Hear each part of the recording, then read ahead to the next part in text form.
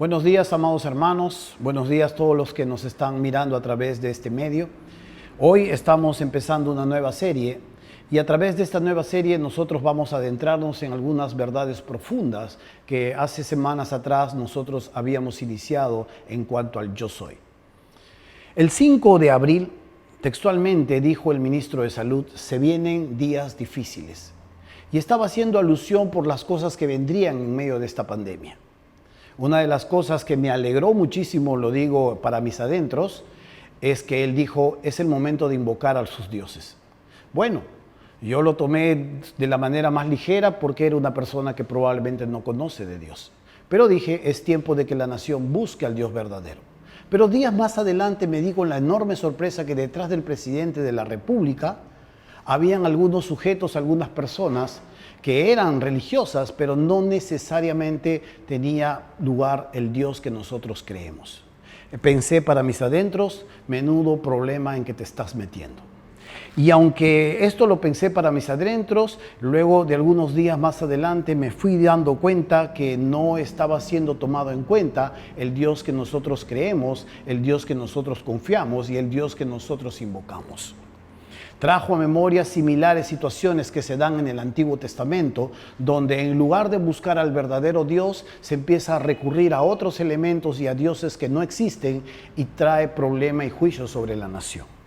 ¿No te has dado cuenta que estás afrentando al Dios verdadero? Pensé para mis adentros. ¿No hay un Dios real que pueda ocuparse de este problema?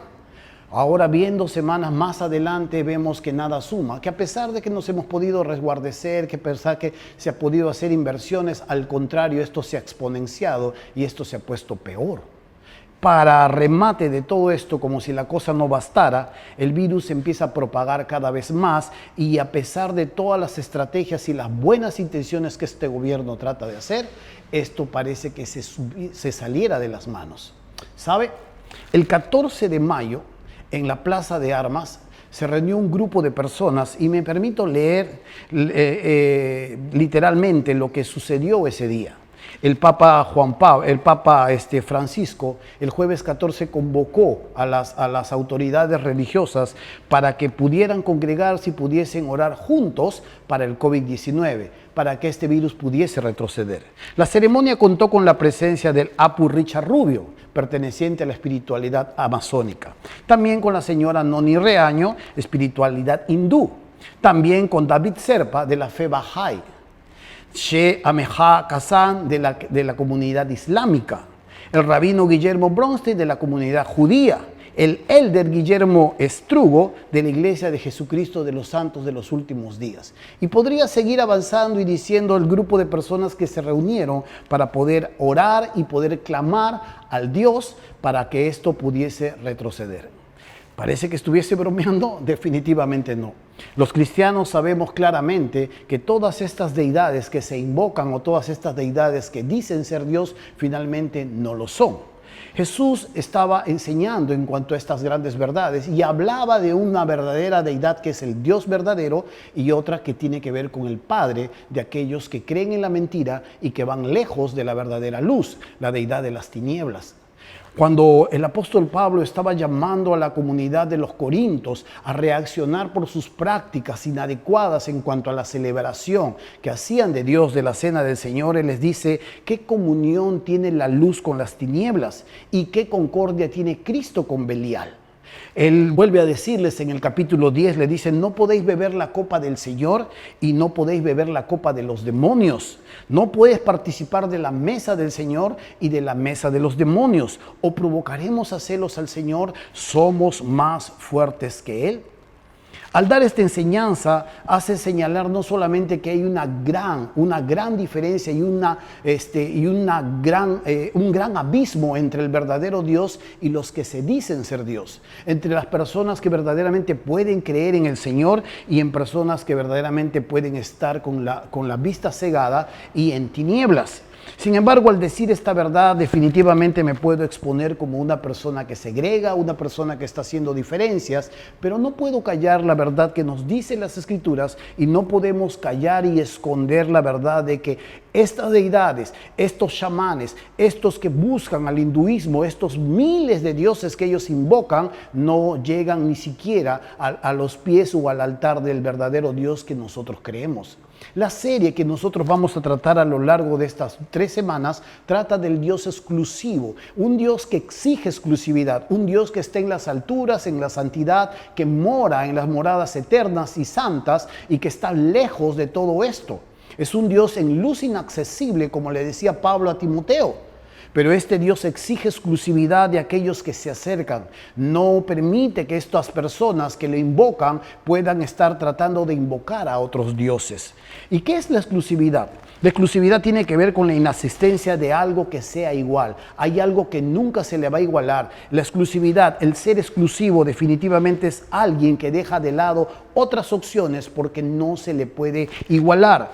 Logra diferenciarse de las otras opciones y hace restarle importancia a las que están a su lado porque las excluye. Un ser exclusivo es alguien sin igual, sin parangón, es alguien que no tiene la misma capacidad, no tiene la misma medida de aquel que puede estar a su lado. Y esta es la pregunta que nosotros necesitamos hacernos en esta serie. El accionar de nuestras vidas, las prioridades que manejan, las cosas que hablan de nuestras vidas, las acciones, las decisiones, las relaciones que emprendemos, ¿dan a conocer la exclusividad que este Dios tiene en nosotros? Las prioridades que hoy te manejan, hablan y están solamente como una opción a este Dios que nosotros invocamos, o Él es parte o el todo de lo que nosotros creemos. Dios es una actividad más en medio de tu ajetreada vida, o Él es tu vida. Él es solo una opción, o Él es la última salida cuando tú te has puesto ya y te has metido en problemas. El Dios exclusivo que nosotros invocamos exige exclusividad.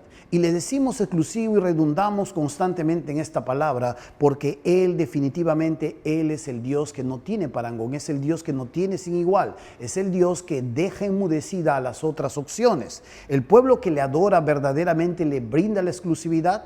Tú que dices creer a Dios en tu manera, o tú que invocas al Dios que los cristianos invocamos, ¿realmente no hay otros dioses que rodean tu vida? ¿Realmente no hay otros dioses que rodean tu corazón o que roban tu corazón? Jesús habló como uno de los dioses de este siglo, a Mamón. No podéis servir a Dios y no podéis servir a las riquezas. Esta es una gran verdad que también se puede discutir y se puede ver si verdaderamente el Dios que nosotros creemos es el Dios exclusivo. Acercándose, dice uno de los escribas que le había oído disputar, le empieza a hacer una pregunta a Jesús y le dice: Maestro, ¿cuál es el primer mandamiento de todos? Jesús le responde: amarás al Señor tu Dios con todo tu corazón, con toda tu alma y con todas tus fuerzas y con toda tu mente. Este es el principal mandamiento. Y habla del segundo mandamiento como algo similar en cuanto al amor a nuestro prójimo.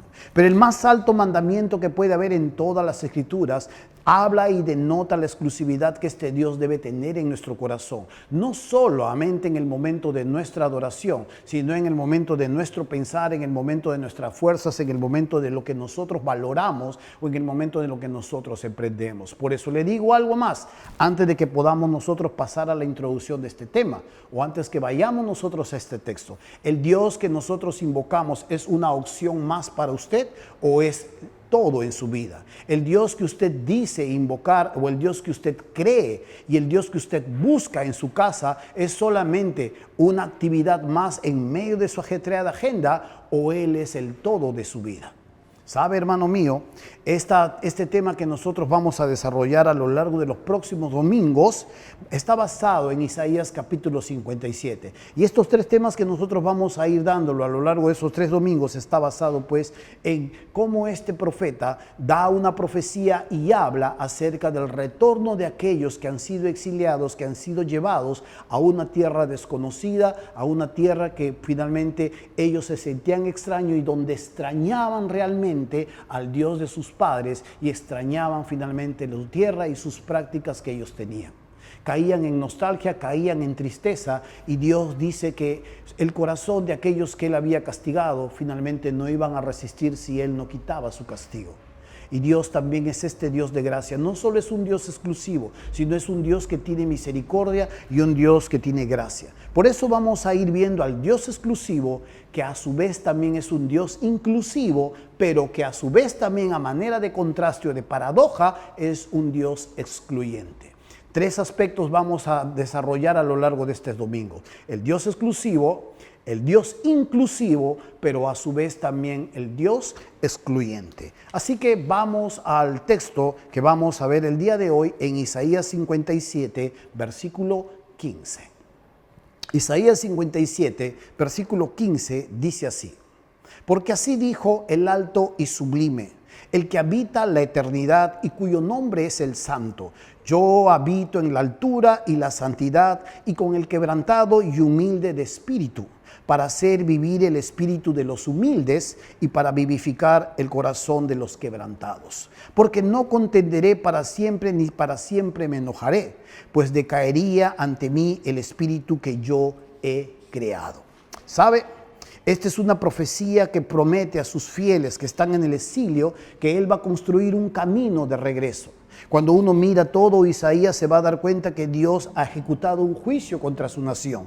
Esta gente que está metida en diferentes formas de idolatría, que han cedido a la codicia, que su corazón se ha desviado del verdadero Dios que exige exclusividad, es un momento en que Dios empieza a lanzar una profecía y habla de construir un camino de retorno a casa. Dios mandó en su ira a este pueblo codicioso y rebelde, pero su enojo tiene límites. Dice que Él restaurará a los que se vuelvan de su idolatría, haciendo que lleven fruto de sus labios, o sea, reconociendo a Dios, adorando al Señor. Y necesitamos entender un poco acerca de esta verdad, porque para poder comprender la grandeza, para poder comprender la exclusividad que este Dios tiene, necesitamos también ver qué sucedió, qué pasó, qué es lo que sucedió en este pueblo para que finalmente Dios tuviese que entrar y atallar y hablar de estas cosas. ¿Sabe?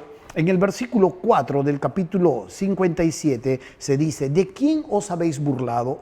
¿Contra quién ensanchasteis la boca y alargasteis la lengua? ¿No sois vosotros hijos rebeldes, generación mentirosa? Una de las primeras cosas en las que ya había decaído este pueblo, que llevaba años siendo advertido por su Dios, es que se burlaban constantemente de la gente devota.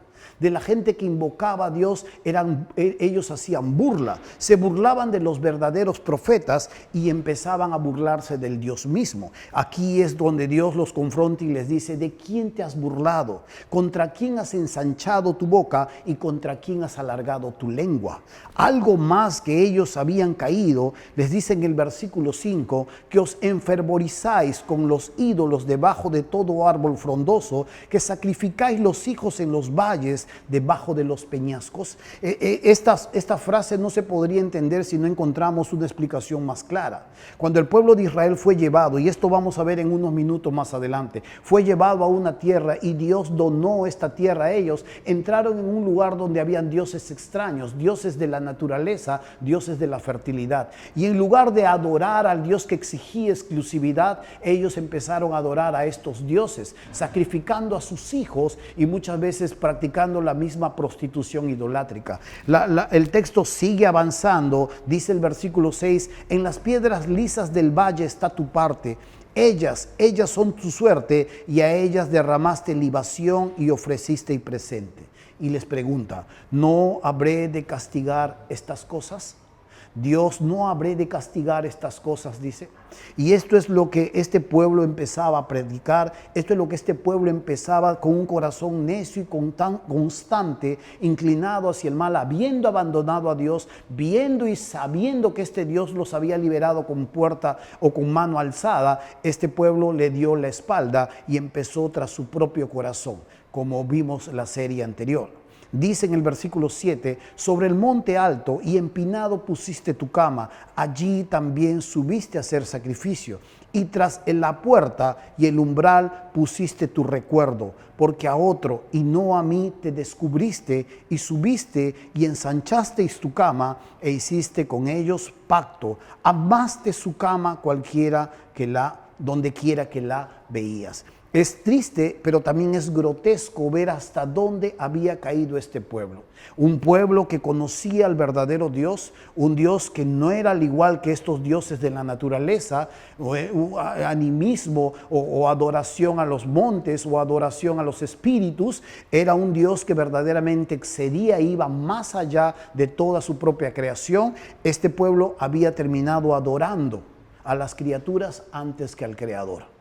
Y es grotesco saber y ver todo lo que este pueblo terminaba haciendo. Este pueblo no solamente sacrificaba a sus hijos a ídolos abominables, que aún todavía esto sigue sucediendo con los abortos. Sacrificaban sus hijos a una estatua de piedra con los brazos abiertos, ardiendo en fuego. Los quemaban vivos. No solo hacían esto, empezaban a tener prácticas de prostitución, de orgías, de homosexualidad, y a su vez también aún con animales. Y dice el versículo 8, dice, y tras la puerta y el umbral pusiste tu recuerdo. Tenían hasta instrumentos obscenos para poder tener estas prácticas. La Biblia aquí está tratando de ser lo más sencillo, lo más eufemística posible, para no descubrir abiertamente todo lo grotesco en lo que ellos habían caído. Esto me hace recordar muchísimo a la sociedad que en estos tiempos estamos viviendo. Como la pureza, como la piedad ha ido dejándose poco a poco, ha ido alejándose poco a poco, y vamos en un camino de descenso rumbo hacia el encuentro con un juicio. Esto a veces me hace pensar, y en lugar de buscar a China, y en lugar de buscar a los Illuminati, y en buscar y encontrar respuestas en confabulaciones, me hace pensar si todo esto no es un juicio de Dios. Si todo esto, lo que hoy nosotros estamos viviendo, no es realmente lo que estamos cosechando como sociedad. ¿Sabe? Es por eso que, regresando una vez más al texto base sobre el cual vamos a desarrollar, en el versículo 15 dice, así dijo el alto y sublime, el que habita la eternidad y cuyo nombre es el Santo. Yo habito en la altura y la santidad, y con el quebrantado y humilde de espíritu, para hacer vivir el espíritu de los humildes y para vivificar el corazón de los quebrantados. De este versículo que nosotros hemos leído, podemos rescatar 3 elementos importantes en cuanto a este Dios exclusivo. Uno de ellos dice, porque así dijo el alto y sublime, lo cual nos habla de la grandeza y majestad de este Dios. No hay criatura como Él, nadie puede compararse y nada puede llegar a estar a su lado. Estas expresiones indican dominio soberano sobre todas las cosas y el supremo derecho que Él tiene de dar, de legislar leyes y exigir que estas leyes se cumplan. Él es el alto y sublime, no hay nadie como Él. Lo segundo, la morada. Él es el morador eterno, dice el versículo 15, el que habita la eternidad. Cuando Pablo hablaba con Timoteo, le decía que el único que tiene inmortalidad, que habita en luz inaccesible, a quien ninguno de los hombres ha visto ni puede ver. Jesucristo, cuando estuvo entre nosotros, también habló en cuanto a esta inaccesibilidad que tienen los hombres para con Dios. Y Él dice, el Hijo que ha estado a su lado, Él le da a conocer. El tercer elemento que nosotros rescatamos de este versículo tiene que ver con su carácter, y es la rectitud de su carácter. En el mismo versículo 15 nos dice, y cuyo nombre es el Santo. Yo habito en la altura y la santidad, y con el quebrantado y humilde de espíritu.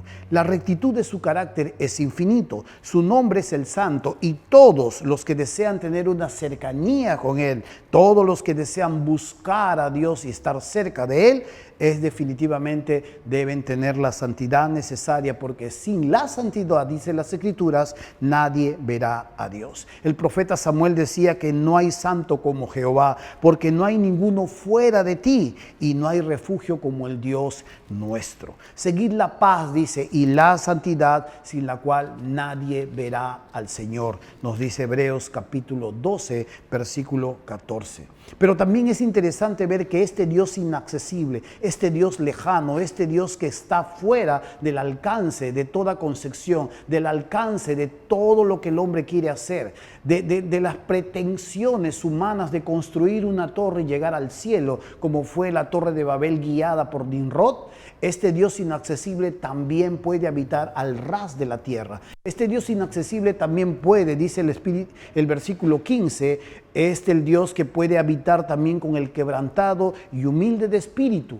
La razón es para hacer vivir el espíritu de los humildes y para vivificar el corazón de los quebrantados. Este Dios lejano e inaccesible también puede estar tan cerca de lo que tú te imaginas. Muy cerca. Hay condiciones claras, no más que las Escrituras nos hablan del corazón quebrantado y humilde de espíritu. ¿Y a qué se refería? Definitivamente hablaba de este tiempo en el que el pueblo había sido castigado, en el que el pueblo había sido quebrantado, en el que el pueblo había sido llevado hacia el exilio y puesto bajo el yugo de una potencia.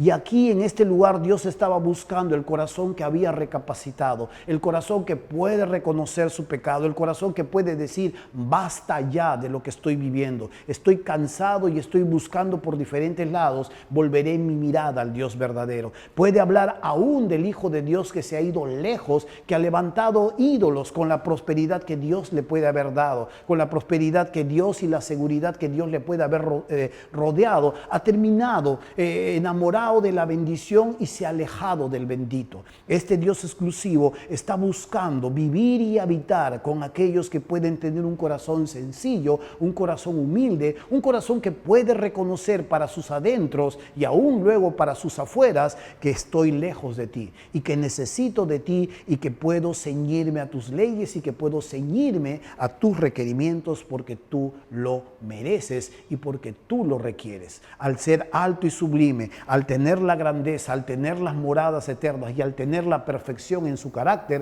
este Dios exclusivo pide de que aquellos que se van a acercar a Él puedan venir con toda la confianza necesaria, reuniendo este requisito de humildad y quebranto en su corazón.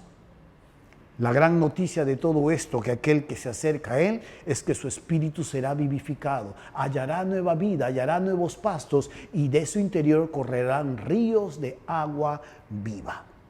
Amados hermanos, amados amigos que están viendo esta enseñanza, Dios permita que esta enseñanza pueda calar en su corazón. Dios permita que esta enseñanza pueda abrir tu entendimiento por unos minutos y las tinieblas que pueden haber en tus ojos puedan disiparse.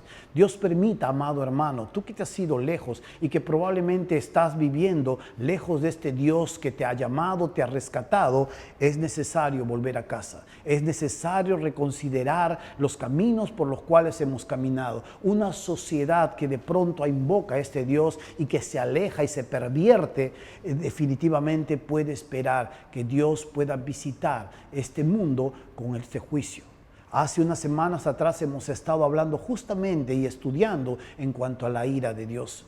¿Cómo no podríamos decir que este pueblo puede servirnos de ejemplo? Este pueblo estuvo siendo amonestado por Dios no solamente por meses, sino por años. Y no estamos hablando de 10 o 20 años, estamos hablando de mucho más de 100 años. Dios constantemente hablándole a este pueblo, Dios constantemente llamándole a recapacitar, Dios constantemente diciéndole, vuelve de tus caminos, aquí están mis brazos, no te comportes como una esposa infiel, soy tu marido, vuelve a mí. Dios constantemente hablándole a este pueblo y este pueblo constantemente mirando a otros dioses, mirando a otras prácticas y dejando seducir sus sentidos tras aquello que les parecía apetecible.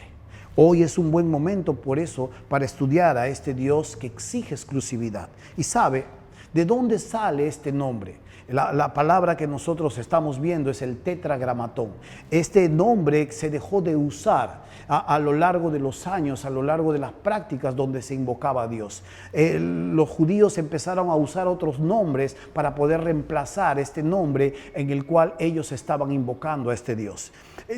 Moisés va a darlo a conocer. Dice las Escrituras que apacentando Moisés las ovejas de su suegro Jetro, se le apareció el ángel en una llama de fuego y vio que una zarza estaba ardiendo y se acercó para ver qué estaba sucediendo. La voz de esa zarza que estaba en fuego le dijo, no te acerques, quita el calzado de tus pies, porque la tierra que tú estás pisando santa es. Pero hay una voz que empezó a decirle, y esta voz de este Dios bendito le dijo: yo soy el Dios de tu padre, el Dios de Abraham, el Dios de Isaac, el Dios de Jacob.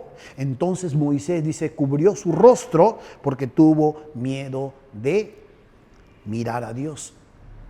Este Dios que ahora se estaba acercando a Moisés, se le estaba descubriendo y se le estaba revelando. Había habido un silencio constante a lo largo de 400 años y un poco más de este Dios que los había llamado. El Dios de sus padres, el Dios de los patriarcas, nunca se le había conocido con este nombre. Algunos le decimos en el Reina Valera como Jehová, o también se le puede llamar como Yahvé. Pero este nombre es el nombre que se da a conocer a través de Moisés. Y Moisés ahora empieza en un diálogo, empieza a dudar. Y Dios le hace ver que es un Dios, a su vez que es lejano, también puede ser cercano. Y le dice: bien he visto la aflicción de mi pueblo que está en Egipto, y he descendido para librarles de mano de los egipcios. He conocido sus angustias y he decidido venir a ellos para librarlos. Ven conmigo, ven que yo te voy a tomar y yo te voy a usar.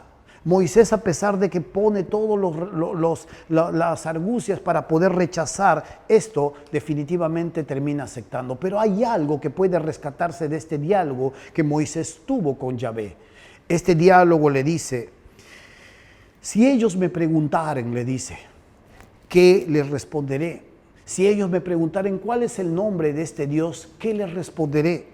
Y Dios dice que le respondió a Moisés: yo soy el que soy. Así le dirás a los hijos de Israel: yo soy, me envió a vosotros. Esta enigmática expresión, lo que nosotros conocemos como el tetragramatón, o como lo decimos Jehová o Yahvé, es una enigmática expresión que tiene de alguna manera muchos significados, pero la esencia de este significado es el ser de todo lo que viene a la existencia. Él le dice: yo soy el autoexistente, yo soy el que soy.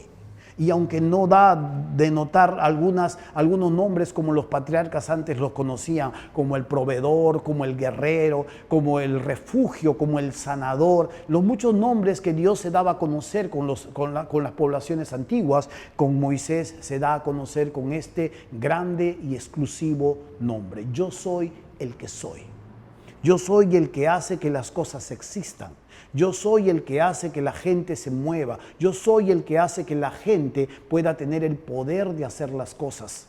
Y es interesante poder ver esta gran realidad. Cuando uno mira la palabra de Dios en el Nuevo Testamento, uno se va a dar cuenta que la persona de Jesucristo es el centro, es el hálito, es el núcleo centro absoluto de la creación, y que sostiene la creación, y que a su vez no solamente la sostiene, sino que la ha diseñado. Este Dios exclusivo puede venir a la tierra, puede caminar en la tierra, puede estar con los mansos y humildes. Él lo dijo: venid a mí todos los que estáis trabajados y cargados, aprendan de mí, dijo, que soy manso y humilde de corazón, y hallaréis descanso para vuestras almas. Este Dios que se revela a Moisés, este Dios que se muestra a Moisés en el desierto, este es el Dios que va a llevarlos y va a sacarlos hacia una tierra que fluye leche y miel.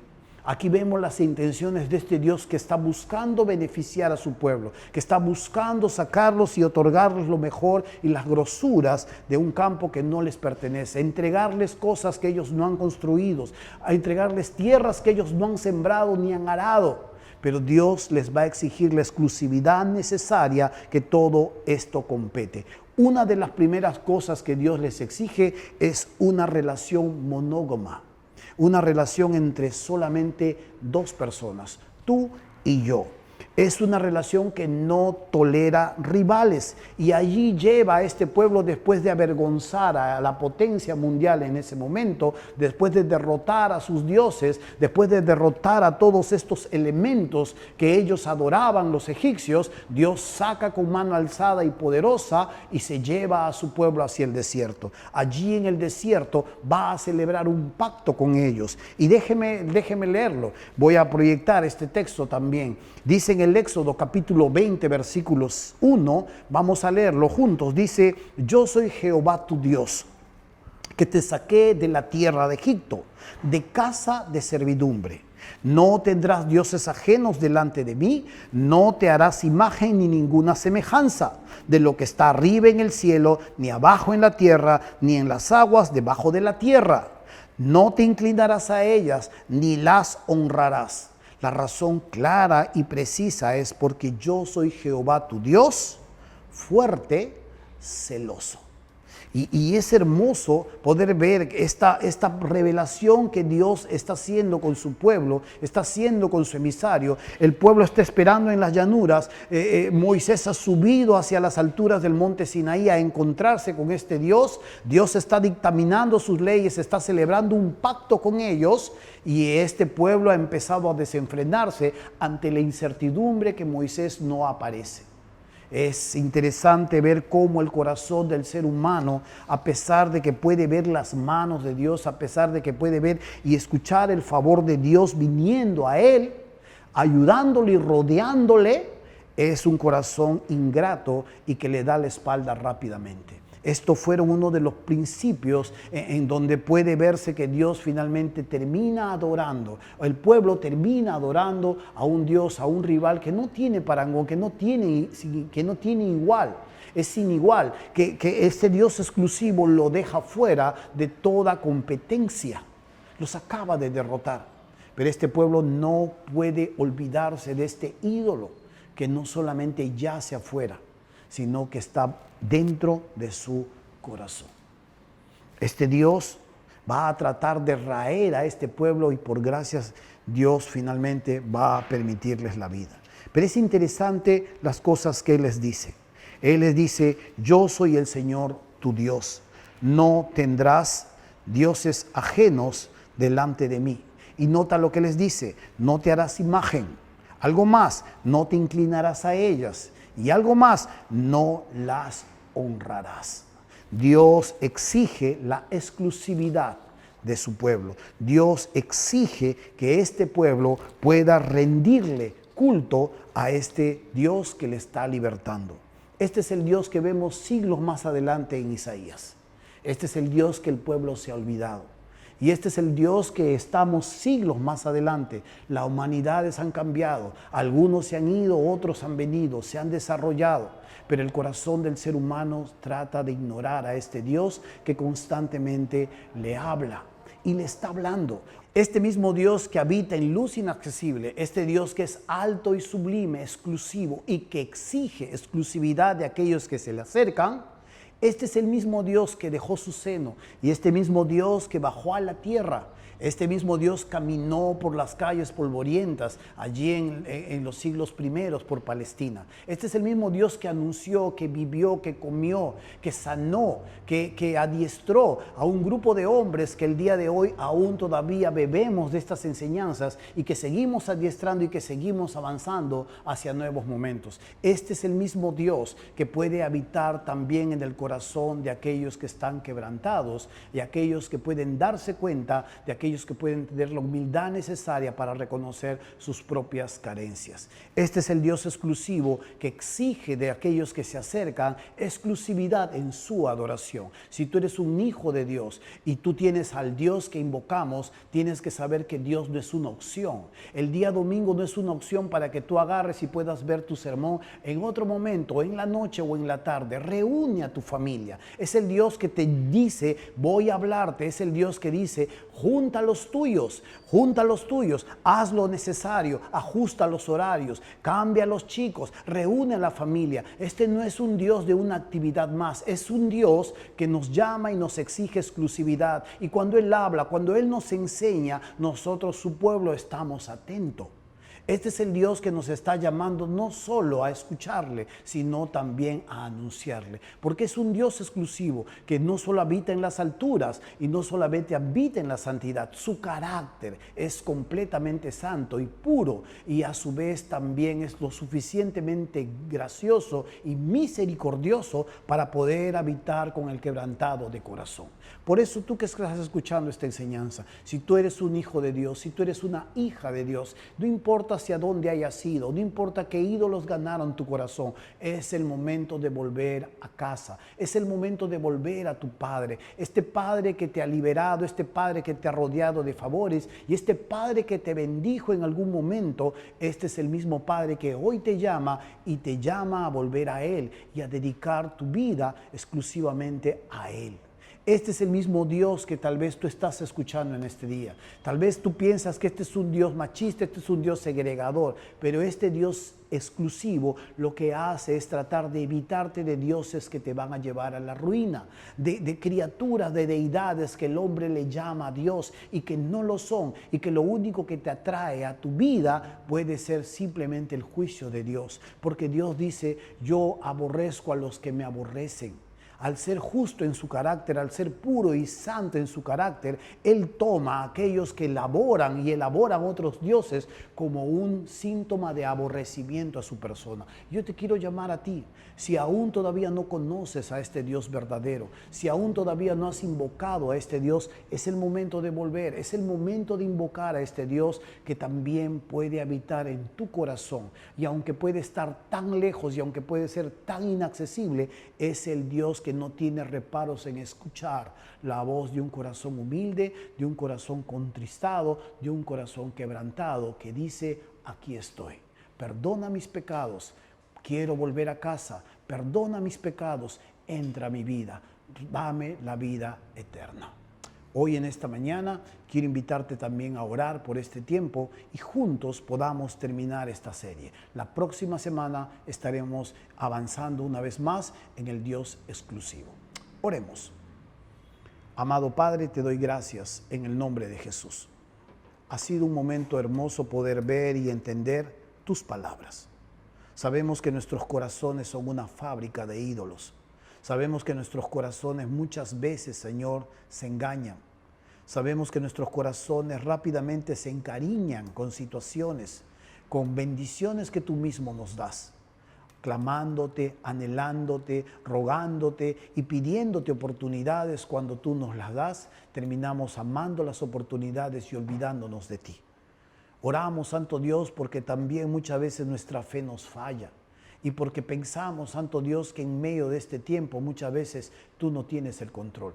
Creo firmemente que tú tienes el control sobre todo lo que está pasando. Ayúdanos a entender más claramente lo que haces. Permítenos el discernimiento y permítenos también el valor necesario, Señor, para no achicarnos, para no empequeñecernos en nuestra alma, en nuestro espíritu, siendo hijos del Dios exclusivo, siendo hijos del Dios que no tiene sin igual.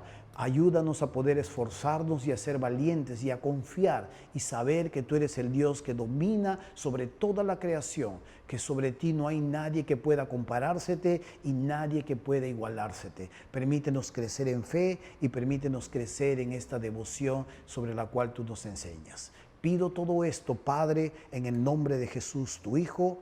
Amén.